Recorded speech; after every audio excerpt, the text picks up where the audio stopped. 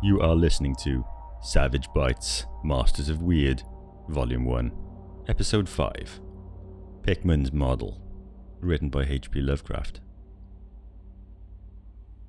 You needn't think I'm crazy, Eliot. Plenty of others have queerer prejudices than this. Why don't you laugh at Oliver's grandfather, who won't ride in a motor?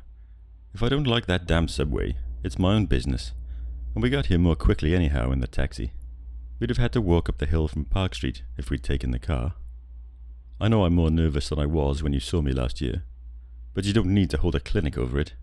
There's plenty of reason, God knows, and I fancy I'm lucky to be sane at all. Why the third degree? You didn't used to be so inquisitive. Well, if you must hear it, I don't know why you shouldn't. Maybe you ought to, anyhow. For you kept writing me like a grieved parent when you heard I'd begun to cut the art club and keep away from Pickman. Now that he's disappeared, I go around to the club once in a while, but my nerves aren't what they were. No, I don't know what's become of Pickman, and I don't like to guess. You might have surmised I had some inside information when I dropped him, and that's why I don't want to think where he's gone.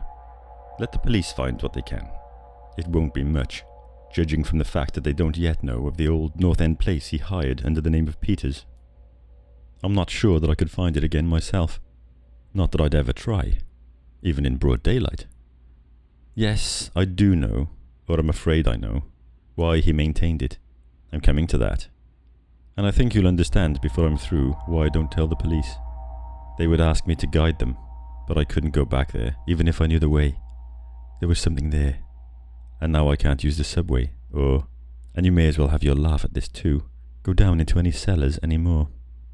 I should think you'd have known I didn't drop Pickman, for the same silly reasons that fussy old women like Dr. Reed or Joe Minot or Bosworth did. Morbid art doesn't shock me, and when a man has the genius Pickman had, I feel it an honour to know him, no matter what direction his work takes. Boston never had a greater painter than Richard Upton Pickman.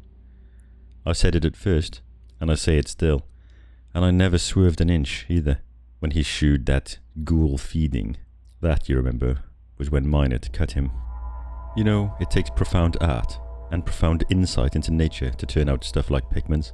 Any magazine cover hack can splash paint around wildly and call it a nightmare, or a witch's sabbath, or a portrait of the devil. But only a great painter can make such a thing really scare or ring true. That's because only a real artist knows the actual anatomy of the terrible, or the physiology of fear, the exact sort of lines and proportions that connect up with latent instincts or hereditary memories of fright, and the proper colour contrasts and lighting effects that stir the dormant senses of strangeness. I don't have to tell you why Fuseli really brings a shiver, while a cheap ghost story frontispiece merely makes us laugh. There's something those fellows catch, beyond life, that they are able to make us catch for a second. Doré had it, Syme has it, Angarola of Chicago has it, and Pickman had it, as no man ever had it before, or, I hope to heaven, ever will again. Don't ask me what they see. You know, in ordinary art, there's all the difference in the world between the vital, breathing things drawn from nature or models, and the artificial truck that commercial small fry reel off in a bare studio by rule. Well, I should say that the really weird artist has a kind of vision which makes models, or summons up what amounts to actual scenes from the spectral world he lives in. Anyhow, he manages to turn out results that differ from the pretender's mince-pie dreams, in just about the same way that the life painter's results differ from the concoctions of a correspondence school cartoonist. If I had ever seen what Pickman saw, but no. Here, let's have a drink before we get any deeper. Gad, I wouldn't be alive if I'd seen what that man, if he was a man, saw. You recall that Pickman's forte was faces. I don't believe anybody since Goya could put so much of sheer hell into a set of features or a twist of expression. And before Goya, you have to go back to the medieval chaps who did the gargoyles and chimeras on Notre Dame and Mont St. Michael. They believed all sorts of things, and maybe they saw all sorts of things too, for the Middle Ages had some curious phases. I remember you asking Pickman yourself once, the year before you went away, wherever in thunder he got his ideas and visions. Wasn't that a nasty laugh he gave you? It was partly because of that laugh that Reed dropped him. Reed, you know, had just taken up comparative pathology, and was full of pompous inside stuff about the biological or evolutionary significance of this or that mental or physical symptom. He said Pickman repelled him more and more every day, and almost frightened him toward the last. That the fellow's features and expression were slowly developing in a way he didn't like, in a way that wasn't human. He had a lot of talk about diet, and said Pickman must be abnormal and eccentric to the last degree. I suppose you told Reed, if you and he had any correspondence over it, that he let Pickman's paintings get on his nerves or harrow up his imagination. I know I told him that myself then. But keep in mind that I didn't drop Pickman for anything like this. On the contrary, my admiration for him kept growing, for that ghoul feeding was a tremendous achievement. As you know, the club wouldn't exhibit it, and the Museum of Fine Arts wouldn't accept it as a gift, and I can add that nobody would buy it, so Pickman had it right in his house till the end. Now his father has it in Salem. You know Pickman comes from old Salem stock, and had a witch ancestor hanged in 1692. I got into the habit of calling on Pickman quite often, especially after I began making notes for a monograph on weird art. Probably it was his work that put the idea into my head, and anyhow I found him a mine of data and suggestions when I came to develop it. He shewed me all the paintings and drawings he had about, including some pen and ink sketches that would, I verily believe, have got him kicked out of the club if many of the members had seen them. Before long I was pretty nearly a devotee, and would listen for hours like a schoolboy to art theories and philosophic speculations wild enough to qualify him for the Danvers Asylum. My hero worship, coupled with the fact that people generally were commencing to have less and less to do with him, made him get very confidential with me, and one evening he hinted that, if I were fairly close-mouthed and none too squeamish, he might shew me something rather unusual, something a bit stronger than anything he had in the house. You know, he said, there are things that won't do for Newbury Street, things that are out of place here, and that can't be conceived here anyhow. It's my business to catch the overtones of the soul, and you won't find those in a parvenu set of artificial streets on made land. Back Bay isn't Boston. It isn't anything yet, because it's had no time to pick up memories and attract local spirits. If there are any ghosts here, they're the tame ghosts of a salt marsh and a shallow cove, and I want human ghosts, the ghosts of beings highly organised enough to have looked on hell and known the meaning of what they saw. The place for the artist to live is the North End. If any aesthete were sincere, he'd put up with the slums for the sake of the massed traditions. God, man, don't you realise that places like that weren't merely made, they actually grew? Generation after generation lived and felt and died there, and in days when people weren't afraid to live and feel and die.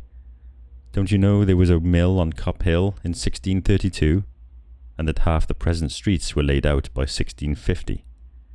I can show you houses that have stood 2 centuries and a half and more, houses that have witnessed what would make a modern house crumble to powder. What do moderns know of life and the forces behind it? You call the Salem witchcraft a delusion, but I'll wager my 4 times great-grandmother could have told you things. They hanged her on Gallows Hill with Cotton Mather looking sanctimoniously on. Mather, damn him, was afraid somebody might succeed in kicking free of this accursed cage of monotony. I wish someone had laid a spell on him or sucked his blood in the night. I can show you a house he lived in, and I can show you another one he was afraid to enter in spite of all his fine, bold talk.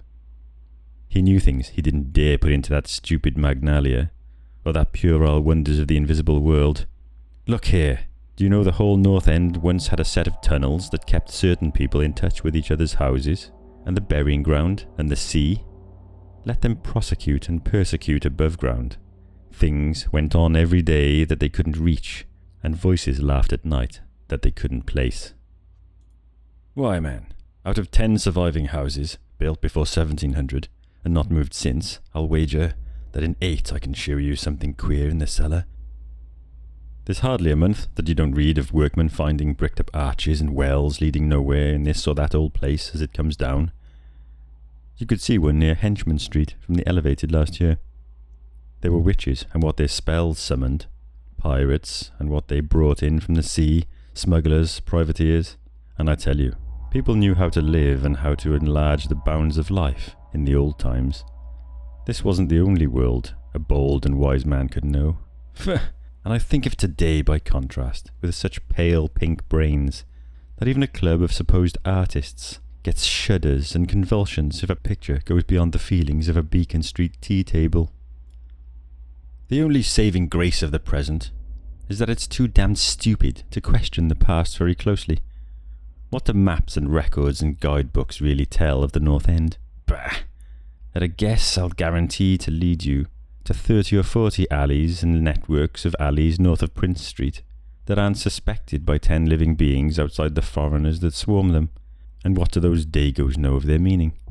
No, Thurber, these ancient places are dreaming gorgeously and overflowing with wonder and terror and escapes from the commonplace, and yet there's not a living soul to understand or profit by them. Or rather, there's only one living soul.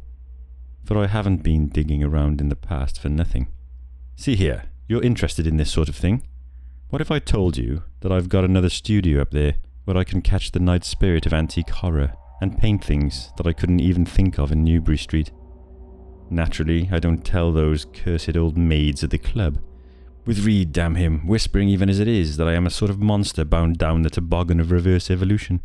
Yes, Thurber, I decided long ago that one must paint terror as well as beauty from life, so I did some exploring in places where I had reason to know terror lives. I've got a place that I don't believe 3 living Nordic men besides myself have ever seen. It isn't so very far from the elevated as distance goes, but it's centuries away as the soul goes. I took it because of the queer old brick well in the cellar, one of the sort I told you about. The shack's almost tumbling down, so that nobody else would live there, and I'd hate to tell you how little I pay for it. The windows are boarded up, but I like that all the better, since I don't want daylight for what I do. I paint in the cellar, where the inspiration is thickest, but I've other rooms furnished on the ground floor. A Sicilian owns it, and I've hired it under the name of Peter's.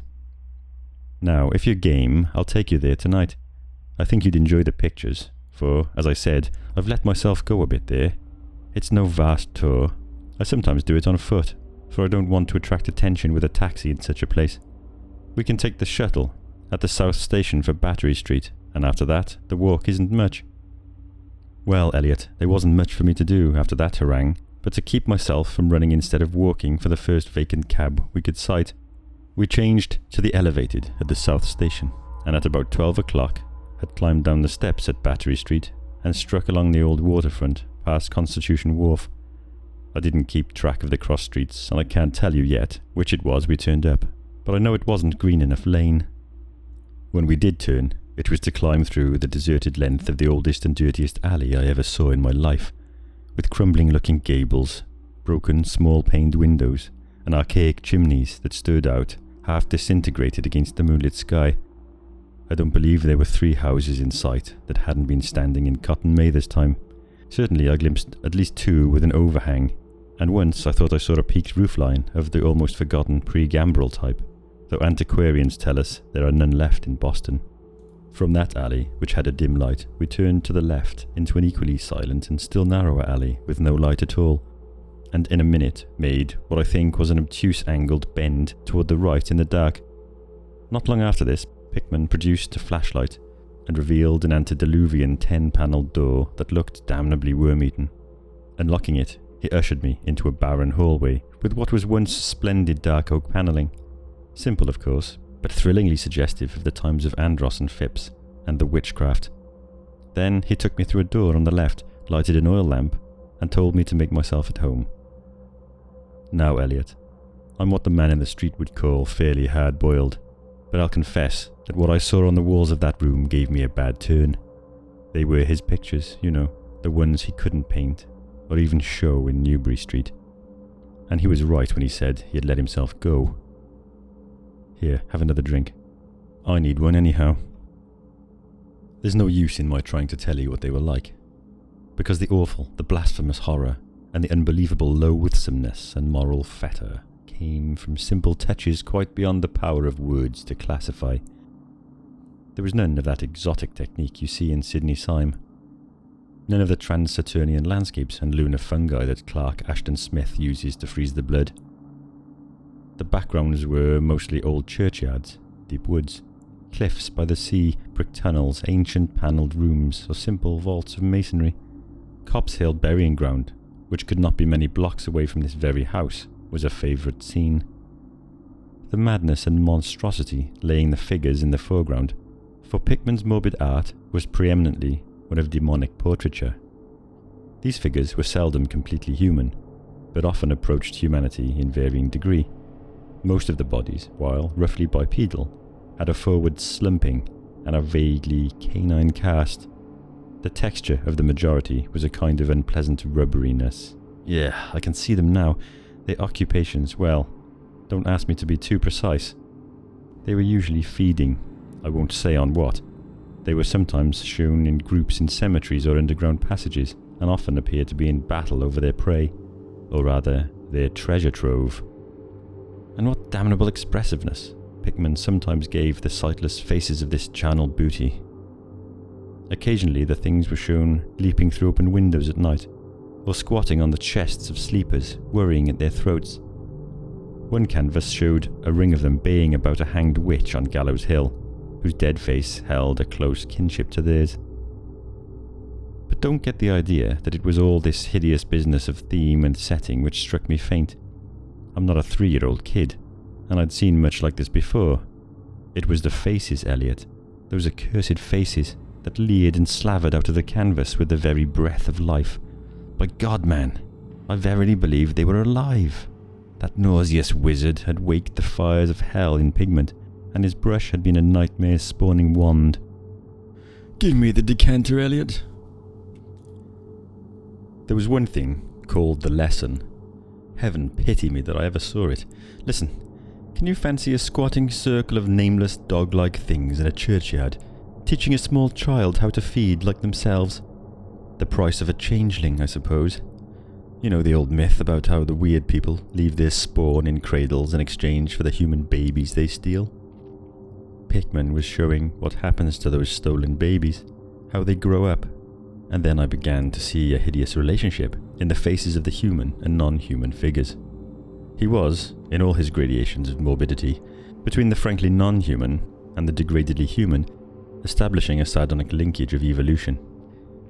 And no sooner had I wondered what he made of their own young, as left with mankind in the form of changelings, than my eye caught a picture embodying that very thought. It was that of an ancient Puritan interior, a heavily beamed room with lattice windows, a settle, and clumsy 17th century furniture, with the family sitting about while the father read from scriptures. Every face but one showed nobility and reverence, but that one reflected the mockery of the pit. It was that of a young man in years, and no doubt belonged to a supposed son of that pious father, but in essence it was the kin of the unclean things. It was their changeling, and in a spirit of supreme irony, Pickman had given the features a very perceptible resemblance to his own. By this time Pickman had lighted a lamp in an adjoining room and was politely holding open the door for me, asking me if I would care to see his modern studies. I hadn't been able to give him much of my opinions. I was too speechless with fright and loathing, but I think he fully understood and felt highly complimented.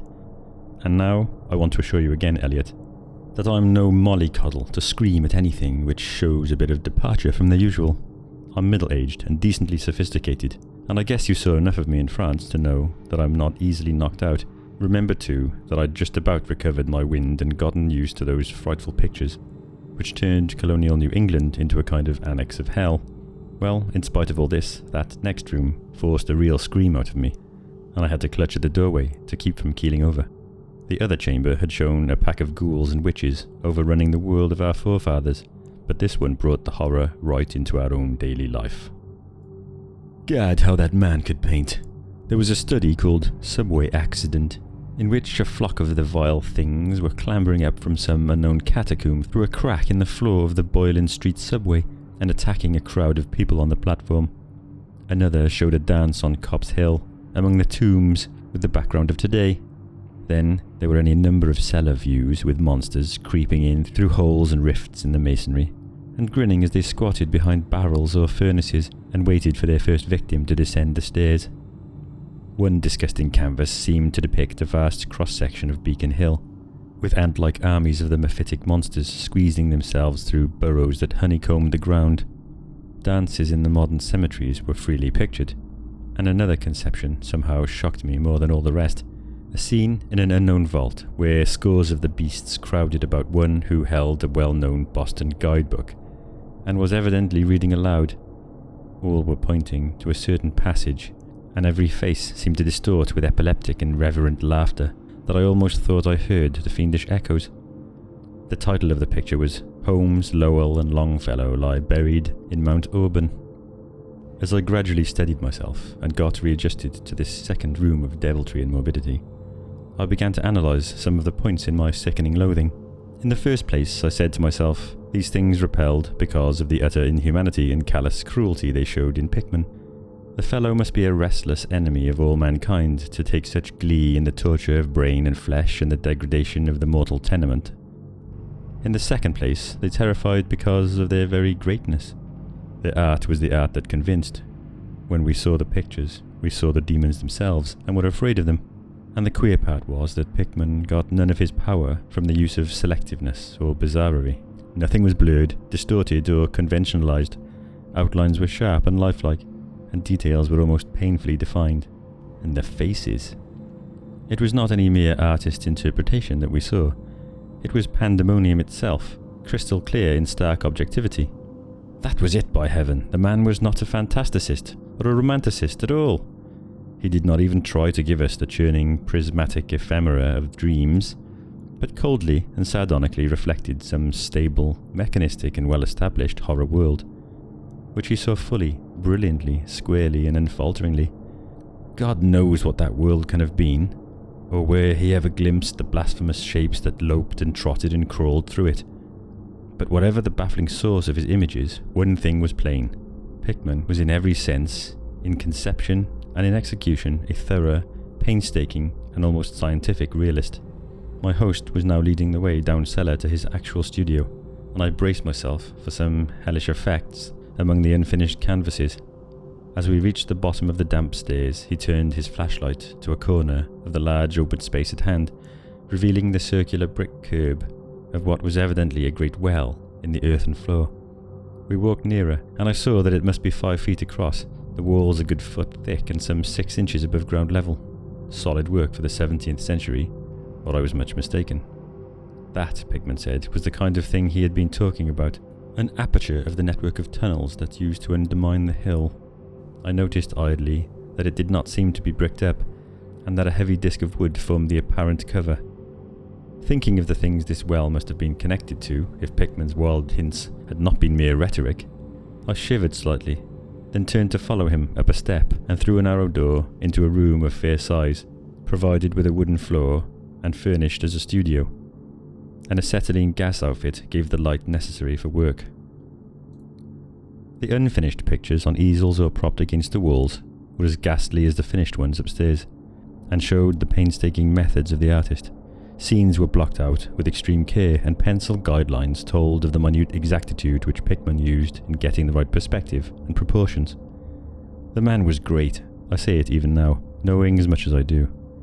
A large camera on a table excited my notice, and Pickman told me that he used it in taking scenes for backgrounds, so that he might paint them from photographs in the studio instead of carting his outfit around the town for this or that view. He thought a photograph quite as good as an actual scene or model for sustained work, and declared he employed them regularly. There was something very disturbing about the nauseous sketches and half-finished monstrosities that leered around from every side of the room, and when Pickman suddenly unveiled a huge canvas on the side, away from the light, I could not for the life of me keep back a loud scream, the second I had emitted that night. It echoed and echoed through the dim vaultings of that ancient and nitrous cellar, and I had to choke back a flood of reaction that threatened to burst out as hysterical laughter. Merciful Creator, Eliot. But I don't know how much was real and how much was feverish fancy. It doesn't seem to me that Earth can hold a dream like that. It was a colossal and nameless blasphemy, with glaring red eyes, and it held in bony claws a thing that had been a man, gnawing at the head as a child nibbles at a stick of candy. Its position was a kind of crouch, and as one looked, one felt that at any moment it might drop its present prey and seek a juicier morsel. But damn it all, it wasn't the fiendish subject that made it such an immortal fountainhead of all panic. Not that, nor the dog face with its pointed ears, bloodshot eyes, flat nose, and drooling lips. It wasn't the scaly claws, nor the mould-caked body, nor the half-hooved feet. None of these, though any of them might have driven an excitable man to madness. It was the technique, Eliot. The cursed and impious, the unnatural technique. As I am a living being, I never elsewhere saw the actual breath of life so fused into a canvas. The monster was there. It glared and gnawed and glared. And I knew that only a suspension of nature's laws could ever let a man paint a thing like that without a model, without some glimpse of the netherworld which no mortal unsold to the fiend has ever had. Pinned with a thumbtack to a vacant part of the canvas was a piece of paper now badly curled up. Probably, I thought, a photograph from which Pickman meant to paint a background, as hideous as the nightmare it was to enhance. I reached out to uncurl and look at it, when suddenly I saw Pickman start as if shot. He had been listening with peculiar intensity ever since my shocked scream had wakened unaccustomed echoes in the dark cellar, and now he seemed struck with a fright which, though not comparable with my own, had in it more of the physical than the spiritual. He drew a revolver and motioned me to silence, then stepped out into the main cellar and closed the door behind him. I think I was paralysed for an instant, imitating Pickman's listening. I fancied I heard a faint scurrying sound somewhere, and a series of squeals or bleats in a direction I couldn't quite determine. I thought of huge rats and shuddered. Then there came a subdued sort of clatter, which somehow set me all in gooseflesh. A furtive, groping kind of clatter, though I can't attempt to convey what I mean in words. It was like heavy wood falling on stone or brick. Wood on brick. What did that make me think of? It came again, and louder. There was a vibration, as if the wood had fallen further than it had fallen before. After that followed a sharp grating noise, a shouted gibberish from Pickman, and the deafening discharge of all 6 chambers of a revolver, fired spectacularly, as a lion tamer might fire in the air for effect. A muffled squeal or squeak, and a thud, then more wood and brick grating, a pause, and the opening of the door, at which, I'll confess, I started violently. Pickman reappeared with his smoking weapon, cursing the bloated rats that infested the ancient well. "The deuce knows what they eat, Thurber," he grinned, for those archaic tunnels touched graveyard and witch den and sea coast. "But whatever it is, they must have run short, for they were devilishly anxious to get out. Your yelling stirred them up, I fancy. Better be cautious in these old places. Our rodent friends are the one drawback, though I sometimes think they're a positive asset by way of atmosphere and colour." Well, Eliot, that was the end of the night's adventures. Pickman had promised to show me the place, and heaven knows he had done it. He led me out of that tangle of alleys in another direction, it seems, for when we sighted a lamppost, we were in a half-familiar street with monotonous rows of mingled tenement blocks and old houses. Charter Street, it turned out to be, but I was too flustered to notice just where we hit it. We were too late for the elevated, and walked back downtown through Hanover Street. I remember that walk. We switched from Tremont, up Beacon, and Pickman left me at the corner of Joy, where I turned off. I never spoke to him again. Why did I drop him? Don't be impatient. Wait till I ring for coffee. We've had enough of the other stuff. But I for one need something. No, it wasn't the paintings I saw in that place, though I'll swear they were enough to get him ostracised in 9/10 of the homes and clubs of Boston. And I guess you won't wonder now why I have to steer clear of subways and cellars. It was something I found in my coat the next morning. You know, the curled-up paper tacked to that frightful canvas in the cellar. The thing I thought was a photograph of some scene he meant to use as a background for that monster. That last scare had come while I was reaching to uncurl it, and it seems I had vacantly crumpled it into my pocket. But here's the coffee. Take it black, Eliot, if you're wise. Yes, that paper was the reason I dropped Pickman. Richard Upton Pickman, the greatest artist I have ever known, and the foulest being that ever leapt the bounds of life into the pits of myth and madness. Eliot, old Reed was right. He wasn't strictly human. Either he was born in strange shadow, or he'd found a way to unlock the forbidden gate. It's all the same now, for he's gone, back into the fabulous darkness he loved to haunt. Here, let's have the chandelier going. Don't ask me to explain or even conjecture about what I burned. Don't ask me either what lay behind that mole-like scrambling Pickman was so keen to pass off as rats. There are secrets, you know, which might have come down from old Salem times, and Cotton Mather tells even stranger tales. You know how damned lifelike Pickman's paintings were? How we all wondered where he got those faces? Well, that paper wasn't a photograph of any background after all. What it showed was simply the monstrous being he was painting on that awful canvas. It was the model he was using, and its background was merely the wall of the cellar studio, in minute detail. But God, Eliot, it was a photograph from life.